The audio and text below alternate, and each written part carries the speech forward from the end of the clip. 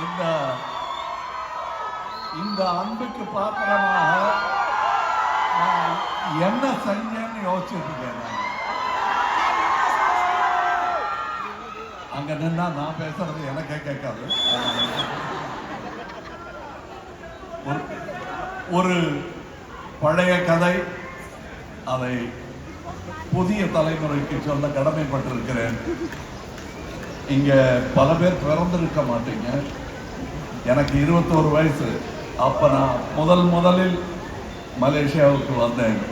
அன்னைக்கு ஆரம்பித்த இந்த பாச பிணைப்பு இன்றே தொடர்கிறது.